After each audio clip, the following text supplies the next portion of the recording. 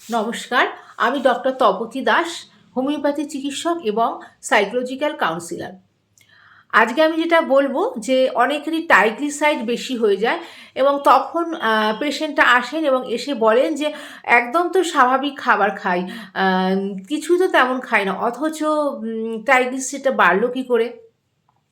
তো আজকে এই ভিডিওটা আপনাদের জন্য, যাদের ট্রাইগ্লিসাইড বেশি অথচ যারা ভাবছেন যে একদম স্বাভাবিক খাবার, কিন্তু কিভাবে ট্রাইগ্লিসাইডটা বাড়ছে। দেখুন তো আপনার খাবারের মধ্যে কি এই সমস্ত খাবারগুলো রয়েছে যার জন্য আপনার ট্রাইগ্লিসাইড বাড়তে পারে। প্রথমেই বলবো চিনি। চিনি বা চিনি জাতীয় খাবার বা চিনি জাতীয় পানীয়, যেসব খাবারগুলোর মধ্যে চিনি বেশি আছে সেই খাবারগুলো কিন্তু আপনাকে বন্ধ করতে হবে। এই খাবারগুলো থেকে প্রচুর পরিমাণে ট্রাইগ্লিসাইড বাড়তে পারে। যেমন চিনি জাতীয় পানীয়, যেমন cold drinks, energy drinks, fruit juice, এইগুলো থেকেও কিন্তু আপনাকে সাবধান হতে হবে। চিনি এবং চিনি জাতীয় পানীয়। ২ নম্বর হচ্ছে ময়দা। শুধু লুচি পরোটা নয়, আপনি কেক, পেস্ট্রি, বিস্কুট এইগুলো কি প্রতিদিন খাচ্ছেন? মানে এইগুলো কি খাওয়ার আপনার অভ্যাস আছে? তাহলে এই খাবারগুলো আপনাকে বন্ধ করতে হবে।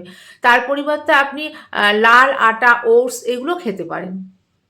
৩ নম্বর হচ্ছে রেড মিট, খাসির মাংস, হ্যাঁ, চর্বি জাতীয় খাবারগুলো আপনাকে কম খেতে হবে। ৪ নম্বর হলো ডুবো তেলে ভাজা। দেখুন সিঙাড়া, চপ এইসব খাবারগুলো যেগুলো ডুবো তেলে ভাজা হয় এগুলো কিন্তু হার্টের পক্ষে খুব ক্ষতিকারক এবং ট্রাইগ্লিসাইডের পরিমাণ কিন্তু এগুলো বাড়িয়ে দেয়।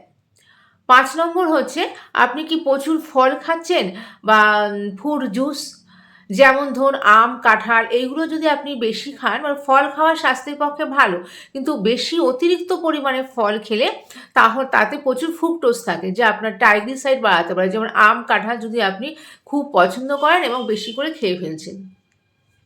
এছাড়াও বাজারে কেনা যে ফ্রুট জুসগুলো আছে সেগুলো অতিরিক্ত পরিমাণে খাবেন না। ৬ নম্বর হচ্ছে অ্যালকোহল। যাদের মধ্যে অ্যালকোহল পান করার অভ্যাস আছে তাদের কিন্তু ট্রাইগ্লিসাইড খুব তাড়াতাড়ি বাড়তে পারে। সবাই খুব ভালো থাকবেন, সুস্থ থাকবেন। ধন্যবাদ।